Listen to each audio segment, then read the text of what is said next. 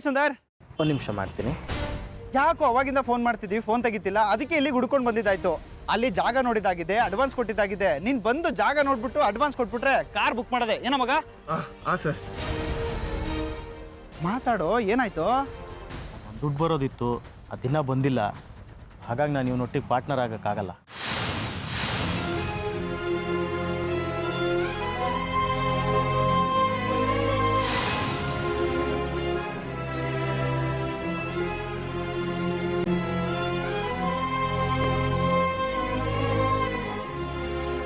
ಅವ್ರ ಮನೇಲಿರೋ ಒಡವೆನೆಲ್ಲ ಅಡೆ ಇಟ್ಬಿಟ್ಟು ಜಾಗಕ್ಕೆ ಅಡ್ವಾನ್ಸ್ ಕೊಟ್ಟಿದ್ದೀವಿ. ನಿನ್ ಕೈ ಮುಗಿದು ಕೇಳ್ಕೊತೀನಿ ಕಣೋ, ಕೊನೆ ಮೂಮೆಂಟಲ್ಲಿ ಕೈ ಎತ್ಬೇಡ ಪ್ಲೀಸ್ ಸುಂದರ್, ಪ್ಲೀಸ್ ಕಣೋ. ದಯವಿಟ್ಟು ಈ ವಿಷಯದಲ್ಲಿ ನನ್ನ ಬಲವಂತ ಮಾಡಬೇಡಿ.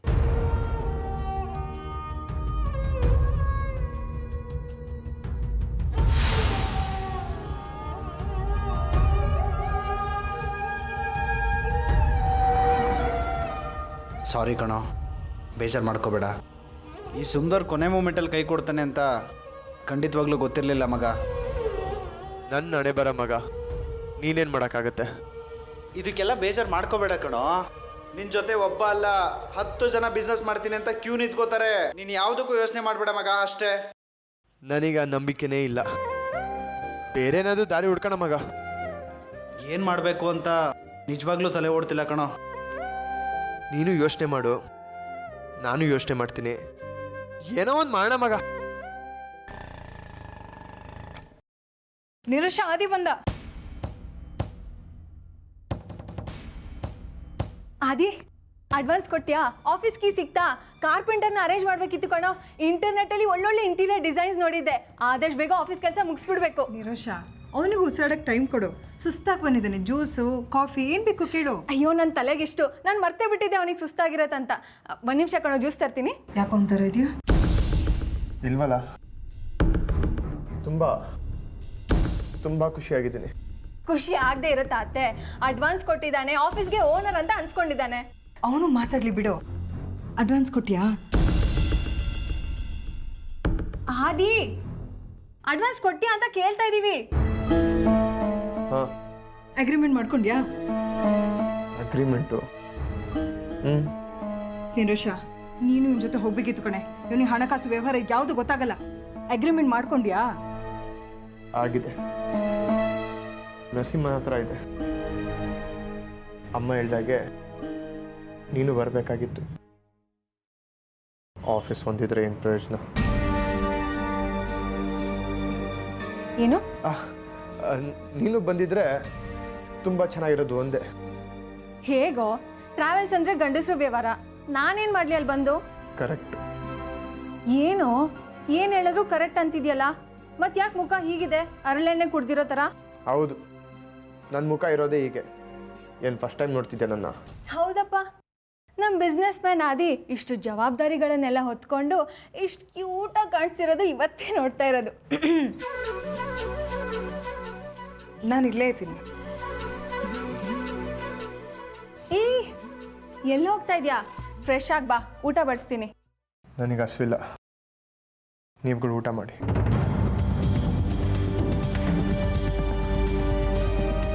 ಅತ್ತೆ, ಅವನಿಗೆ ಖುಷಿಲಿ ಹೊಟ್ಟೆ ತುಂಬಿರ್ಬೇಕು. ಇಲ್ಲ ನಿರೋಷ, ಆದಿತ್ಯ ಯಾಕೋ ಒಂಥರ ಇದ್ದಾನೆ.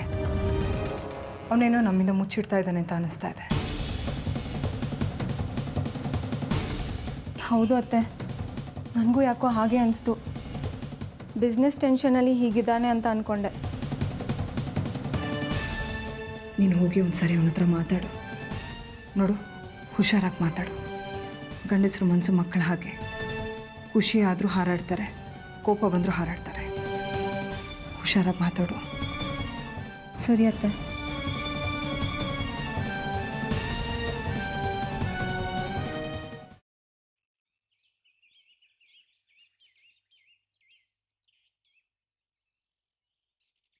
ಏನಾಗಿದೆ ನಿನಗೆ? ಏನಿಲ್ಲ. ನನ್ನ ಹತ್ರನೇ ಮುಚ್ಚಿಡ್ತೀಯಾ?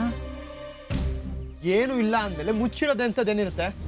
ಹಾಗಾದ್ರೆ ನನ್ನ ಕಣ್ಣು ನೋಡ್ಕೊಂಡು ಹೇಳು ಏನೂ ಆಗಿಲ್ಲ ಅಂತ. ಏನು ಹೇಳು ಏನೂ ಆಗಿಲ್ಲ ಅಂತ. ನಿನ್ ಕಣ್ಣು ನೋಡಿದ್ರೇನೆ ಗೊತ್ತಾಗತ್ತೆ ನೀನ್ ನನ್ನಿಂದ ಏನೋ ಮುಚ್ಚಿಡ್ತಿದ್ಯಾ ಅಂತ. ನಾನು ನಿನ್ ಹೆಂಡ್ತಿ ಕಣೋ, ನನ್ನ ಹತ್ರ ಮುಚ್ಚಿಟ್ಟು ಏನ್ ಸಾಧಿಸ್ತೀಯಾ? ಯಾರಿಗೂ ಹೇಳುವಂತ ವಿಷಯ ಅಲ್ಲ ಅದು. ಸೋತೋಗಿದ್ದೀನಿ, ಸೋತು ಸತ್ತೋಗಿದ್ದೀನಿ. ಸೋತವ್ರು ಸಾಯಲ್ಲ, ಹಾಗ ಅನ್ಕೊಂಡವ್ರು ಮತ್ತೆ ಹೇಳಲ್ಲ. ಸೋಲು ಗೆಲುವಿನ ಮೆಟ್ಲಾಗ್ಬೇಕು. ಛಲ ಇದ್ದವ್ರು ಮಾತ್ರ ಸೋಲ್ಬೇಕು. ಸೋಲಕ್ ತುಂಬಾ ಧೈರ್ಯ ಬೇಕು ಕಣೋ. ನಿನ್ಗೇನಾಗಿದೆ ಸೋಲಕ್ಕೆ? ಸ್ವಂತ ಟ್ರಾವೆಲ್ ಶುರು ಮಾಡ್ತಿದ್ಯಾ, ಇವತ್ತಿಲ್ಲ ನಾಳೆ ಎದ್ದಾರೆ ಆರ್ತ್ಯಾ. ಹಾರೋದು, ಹಾರಕ್ಕೆ ರೆಕ್ಕೆ ಬೇಕು. ನಡೆಯೋದಿಕ್ಕೆ ನೆಟ್ಟಿಗೆ ಕಾಲೇ ಇಲ್ಲ ನನ್ನ ಹತ್ರ. ಇನ್ನು ಹಾರೋದೆಲ್ಲಿಂದ ಬಂತು? ಕಾಲಿಲ್ಲದ ಮಾತ್ರಕ್ಕೆ ನಡಿಯಕ್ಕಾಗಲ್ಲ ಅಂತ ಅನ್ಕೋಬಾರ್ದು ಆದಿ. ಪಾಸಿಟಿವ್ ಥಿಂಕಿಂಗ್ ಇದ್ರೆ ಮಾತ್ರ ಬಿಸ್ನೆಸ್ ಮ್ಯಾನ್ ಆಗಕ್ ಸಾಧ್ಯ. ಬಿಸ್ನೆಸ್ ಅನ್ನೋದು ಒಂದು ನಂಬಿಕೆ ಕಣೋ. ನೀನ್ ಮಾರ್ತಿರೋ ವಸ್ತುವಿನ ಬಗ್ಗೆ ಅಲ್ಲ, ಕೊಂಡ್ಕೊಳ್ತಿರೋ ಗ್ರಾಹಕನ ಬಗ್ಗೆನೂ ಅಲ್ಲ. ನಿನ್ಗೆ ನಿನ್ನಲ್ಲಿರೋ ನಂಬಿಕೆನೆ ಬಿಸ್ನೆಸ್ ಮ್ಯಾನ್ನ ಕಾಪಾಡೋದು. ಅದಕ್ಕೆ ಬಿಸ್ನೆಸ್ ಮ್ಯಾನ್ಗೆ ಧೈರ್ಯ ಅನ್ನೋದು ತುಂಬಾನೇ ಮುಖ್ಯ. ಎಲ್ಲಿರುತ್ತೆ ಧೈರ್ಯ?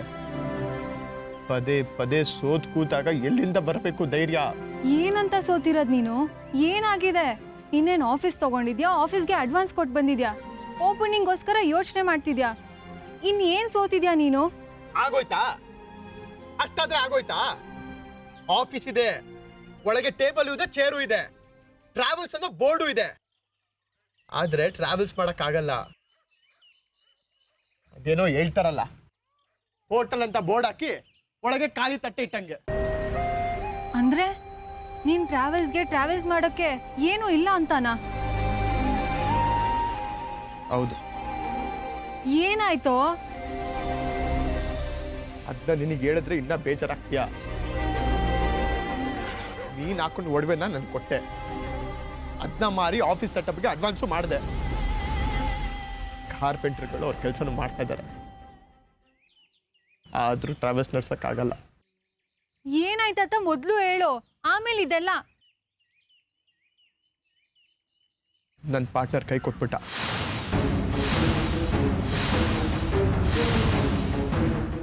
ಇನ್ವೆಸ್ಟ್ ಮಾಡ್ತೀನಿ ಅಂತ ಹೇಳಿದ್ದೆ. ಅವನು ಕೊಡೋ ಅಡ್ವಾನ್ಸಿಂದ ಗಾಡಿಗಳನ್ನ ಬುಕ್ ಮಾಡೋಣ ಅಂದ್ಕೊಂಡಿದ್ದೆ. ನಿನ್ನ ಒಡವೆಗಳಿಂದ ಆಫೀಸ್ ಸೆಟಪ್ ಮಾಡಿದೆ. ಅದನ್ನೇ ಅವನು ಹೇಳಿದ್ದು, ಅದು ನಿನ್ನ ಜವಾಬ್ದಾರಿ ಅಂತ. ಅವನು ದುಡ್ಡು ಕೊಟ್ಟೇ ಕೊಡ್ತಾನೆ ಅಂತ ಅವನನ್ನು ನಂಬಿ ಪೂರ್ತಿ ಮುಳುಗೋದೆ ನಾನು. ನಿನ್ ಪಾರ್ಟ್ನರ್ ಕೈ ಕೊಟ್ಟ ಅಂದ್ರೆ ಅವ್ರಿಗೆ ಇಷ್ಟ ಇರ್ಲಿಲ್ವಾ ಬಿಸ್ನೆಸ್ ಮಾಡೋದು? ನನ್ನ ಜೊತೆ ಬಿಸ್ನೆಸ್ ಮಾಡೋದು ಇಷ್ಟ ಇಲ್ಲ ಅನ್ಸುತ್ತೆ. ಯಾರು ಏನು ಹೇಳಿದ್ರು ಏನೋ ಟಕ್ಕಂತ ಚೇಂಜ್ ಆಗ್ಬಿಟ್ಟ. 10 ಲಕ್ಷ ಕೊಡ್ತೀನಿ ಅಂತ ಹೇಳಿದ್ದ.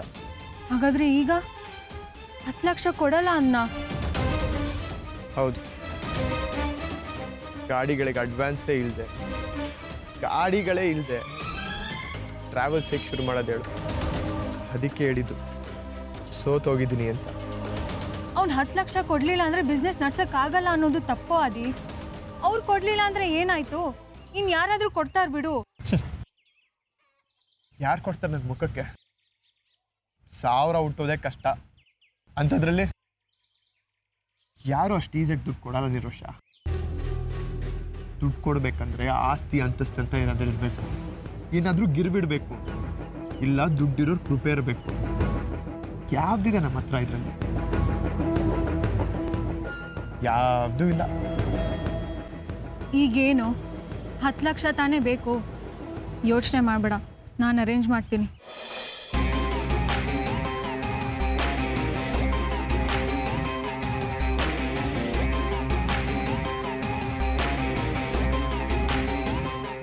ನಿಮ್ಮ ತಂದೆ ಹತ್ರ ಕೇಳ್ತೀಯಲ್ವಾ? ಖಂಡಿತ ಇಲ್ಲ ಆದಿ.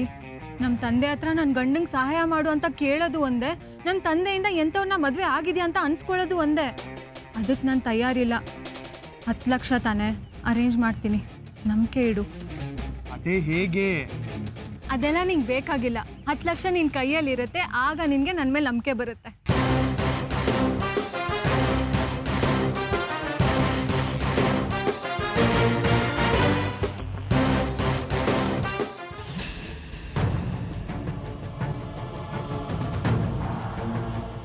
ಮಾವ, ಓಹ್ ಮಾಮ ನಿರುಷ ಏನು ಬೇಕಿತ್ತು? ಸ್ವಲ್ಪ ಮಾತಾಡಬೇಕಿತ್ತು, ತುಂಬ ಪರ್ಸ್ನಲ್.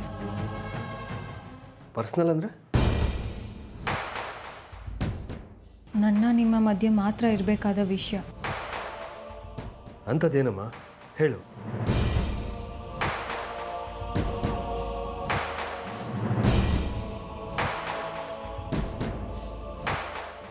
ಮಾವ, ಮೊನ್ನೆ ನಿಮ್ಮ ಫ್ರೆಂಡ್ ಬಂದಾಗಿಂದ ನಾನು ತುಂಬ ಯೋಚನೆ ಮಾಡ್ತಾ ಇದ್ದೀನಿ.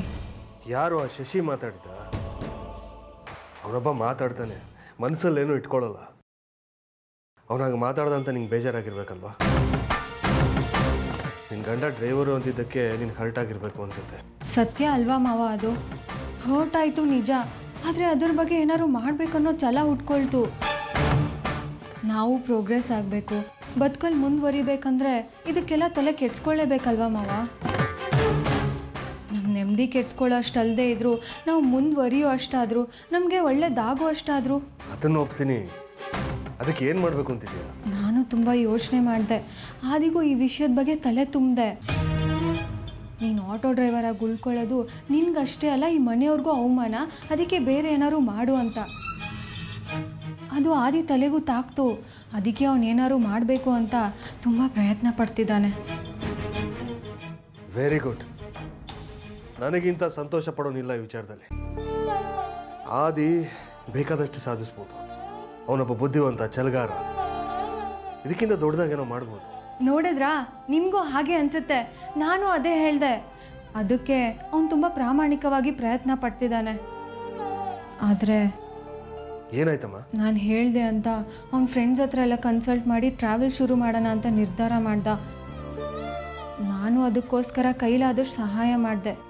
ಸಹಾಯ ಅಂದರೆ ಇನ್ನೇನು, ಹೆಣ್ಣಿಗೆ ಆಪತ್ಕಾಲದಲ್ಲಿ ಬರೋದು ಅವಳು ತೊಟ್ಟು ಒಡವೆ ಅಲ್ವಾ? ಅದಕ್ಕೆ ನನ್ನ ಕೈಯಲ್ಲಿರೋ ಒಡವೆ ಎಲ್ಲ ಬಿಚ್ಕೊಟ್ಟೆ. ಅವನು ಅದನ್ನು ಮಾರಿ ಆಫೀಸೆಲ್ಲ ಸೆಟಪ್ ಮಾಡ್ದ. ಚೇಚೆ, ಹಾಗ್ಯಾಕಮ್ಮ ಮಾಡೋದಕ್ಕೂ? ತೊಟ್ಟು ಬಂಗಾರನ ಯಾರಾದರೂ ಬಿಚ್ಕೊಡ್ತಾರ? ಅದು ಮದುವೆ ಆದ ಹೊಸದ್ರಲ್ಲಿ. ನನ್ನೊಂದೊಂದು ಮಾತು ಕೇಳಬಾರ್ದಿತ್ತು. ಅದಕ್ಕೆ ಬಂದಿದ್ದೀನಿ ಮಾವ.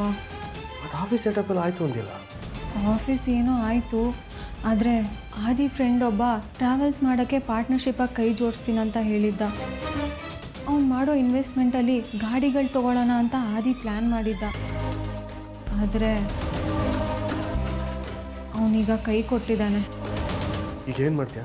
ನನಗೆ ಬೇರೆ ದಾರಿ ಕಾಣ್ತಿಲ್ಲ ನಿಮ್ಮ ಹೊರತಾಗಿ. ಸದ್ಯ ನನ್ನನ್ನು ಅದಕ್ಕಾದರೂ ಪರಿಗಣಿಸಿದೆಯಲ್ಲ, ಥ್ಯಾಂಕ್ಸ್. ಎಷ್ಟು ದುಡ್ಡು ಬೇಕು? 10 ಲಕ್ಷ. ಆದರೆ ಒಂದೇ ವರ್ಷದಲ್ಲಿ ತೀರಿಸ್ಬಿಡ್ತಾನೆ, ಬಡ್ಡಿ ಸಮೇತ. ಅವನಿಗೆ ದುಡ್ಡು ಕೊಟ್ಟು ನಾನು ಬಡ್ಡಿ ಇಸ್ಕೋಬೇಕಲ್ಲ? ನೀವು ಈಸ್ಕೋಬೇಕಾಗಿಲ್ಲ, ಆದರೆ ನಾವು ಕೊಡಲೇಬೇಕು. ಇಲ್ಲಾಂದರೆ ನಮ್ಮ ಸ್ವಾಭಿಮಾನಕ್ಕೆ ಅಡ್ಡಿ ಬರುತ್ತೆ. ಕೊಡ್ತೀರಲ್ಲ ಮಾವ, ಪ್ಲೀಸ್. ನಿರೋಷ, ನೀನು ಇಷ್ಟೊಂದು ಕೇಳ್ಕೋಬೇಕಾ? ನೀನು ಮಾಡ್ತಿರೋದು ಅವನು ಉದ್ಧಾರಕ್ಕಾಗಿ, ಅವನು ಒಳ್ಳೇದಾಗಲಿ ಅಂತ. ನಾನು ಖಂಡಿತ ಸಹಾಯ ಮಾಡ್ತೀನಿ.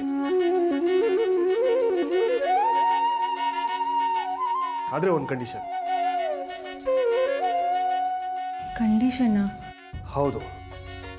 ಈಗ ನಾವು ಆಡ್ತಿರೋ ಮಾತು ಯಾರಿಗೂ ಗೊತ್ತಾಗಬಾರ್ದು ಅಂತ ನೀನು ಹೇಳಿದೆ. ನನ್ನ ಕಂಡೀಷನ್ ಏನು ಗೊತ್ತಾ? ದಯವಿಟ್ಟು ಇದನ್ನು ಎಲ್ಲರೂ ಮುಂದೆ ಕೊಡ್ತೀನಿ, ಹೇಳೇ ಕೊಡ್ತೀನಿ ಅಂತ ಹೇಳಬೇಡಿ ಮಾವ. ಹಾಗೆ ಮಾಡ್ತೀನ ನಾನು? ಖಂಡಿತ ಇಲ್ಲ. ನನ್ನ ಕಂಡೀಷನ್ನು ಅದೇ. ಈ ವಿಷಯ ಯಾವುದೇ ಕಾರಣಕ್ಕೂ ನೀನು ಯಾರಿಗೂ ಹೇಳಬಾರ್ದು. ನಿನ್ನ ಗಂಡಗಂತೂ ಗೊತ್ತಾಗಲೇಬಾರ್ದು. ನೀನು ಇದನ್ನು ಮರೆತು ಬಿಟ್ರೂ ಸಂತೋಷನೇ. ಆರ್ತಿಯವ್ರಿಗೂ ಯಾವುದೇ ಕಾರಣಕ್ಕೂ ಹೇಳಬಾರ್ದು. ಇದನ್ನೆಲ್ಲ ಹಂಗು ಅಂತ ಅನ್ಕೋತಾರೆ. ಹಂಗಿನಲ್ಲಿ ಇರಿಸ್ಕೊಂಡಿದ್ದೀನಿ ಅಂತ ತಪ್ಪು ತಿಳ್ಕೊಬಾರ್ದು. ಹಾಗಿದ್ರೆ 10 ಲಕ್ಷ ಕೊಡೋದಕ್ಕೆ ನಾನು ಸಿದ್ಧ. ಖಂಡಿತ ಹೇಳಲ್ಲ ಮಾವ, ನಿಮಗೆ ಪ್ರಾಮಿಸ್ ಮಾಡಿ ಹೇಳ್ತೀನಿ, ಯಾರಿಗೂ ಹೇಳಲ್ಲ. ನಾಳೆ ಬೆಳಿಗ್ಗೆನೇ ನಿನಗೆ ಹಣ ಸಿಗುತ್ತೆ. ತುಂಬ ಥ್ಯಾಂಕ್ಸ್ ಮಾವ.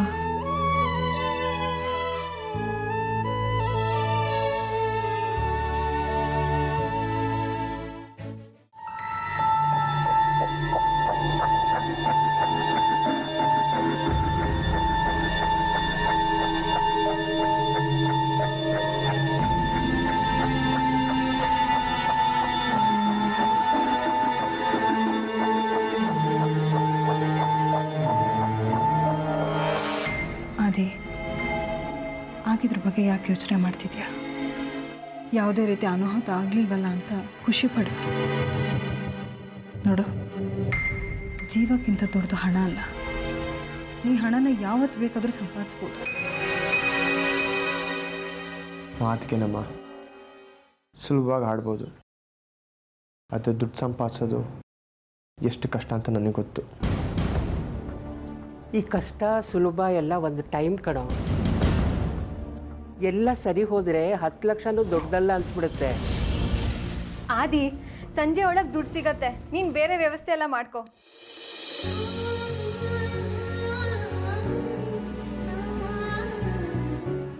ಏನು ಹೇಳ್ತಿದ್ಯಾ?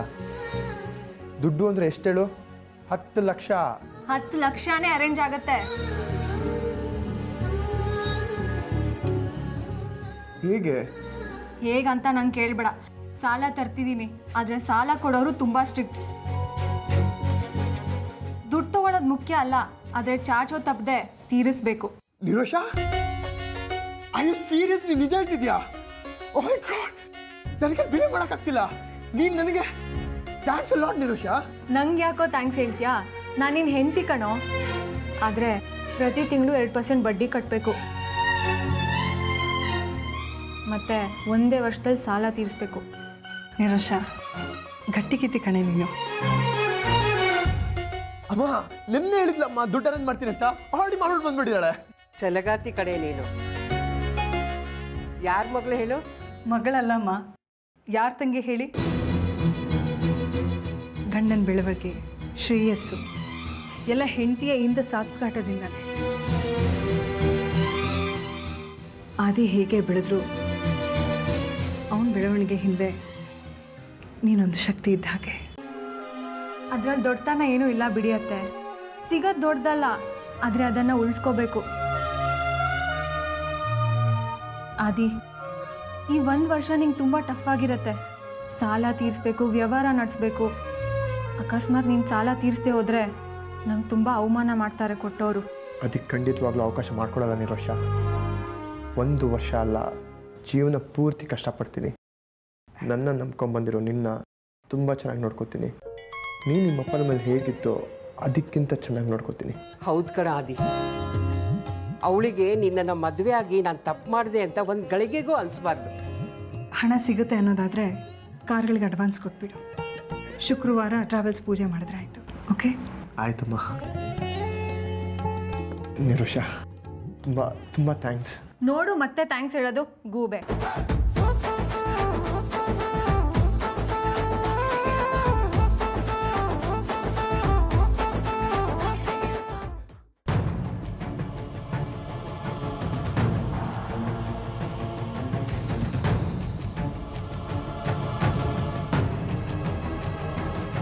ಹಲೋ,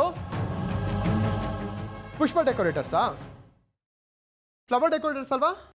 ಹಾಂ, ನಾನು ಆದಿತ್ಯ ಅಂತ ಮಾತಾಡ್ತಾ ಇದ್ದೀನಿ. ನಾಡಿದ್ದು ನನ್ನ ಟ್ರಾವೆಲ್ಸ್ ಓಪನಿಂಗ್ ಇದೆ, ಅದಕ್ಕೆ ಆರ್ಡರ್ ಕೊಡಬೇಕಾಗಿತ್ತು. ಹೌದು ಸರ್.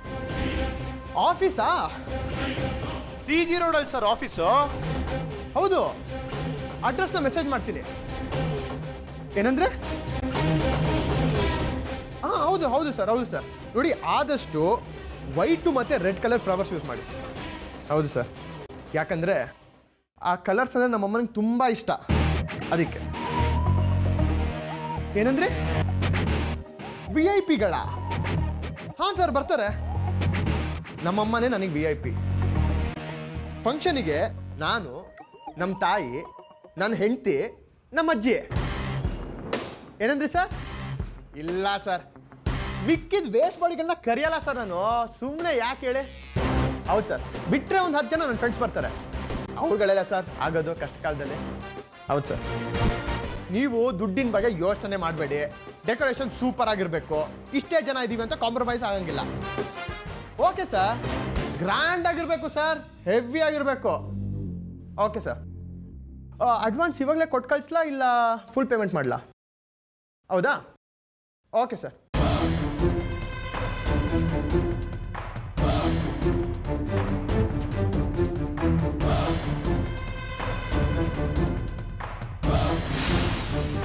ಇವನಿಗೆ ಇಷ್ಟೊಂದು ದುಡ್ಡು ಎಲ್ಲಿಂದ ಬಂತು? ಆ ಸುಂದರಾಜಗೆ ನಾನೇ ಹೋಗಿ ಮಾತಾಡಿ ಅಷ್ಟೆಲ್ಲ ಡ್ರಾಮಾ ಮಾಡಿ ದುಡ್ಡು ಕೊಡ್ಬೇಡ ಅಂತ ಹೇಳ್ಬಿಟ್ಟು ಬಂದಿದ್ದೆ ಅಲ್ವಾ? ನಾನು ಅಷ್ಟೆಲ್ಲ ಹೇಳಿದ್ಮೇಲೆ ಅವ್ನು ದುಡ್ಡು ಕೊಡೋಕೆ ಸಾಧ್ಯನೇ ಇಲ್ಲ.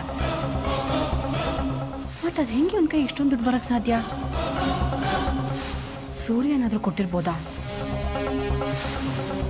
ಇಲ್ಲ, ಕಂಡುಹಿಡಿಯಲೇಬೇಕು.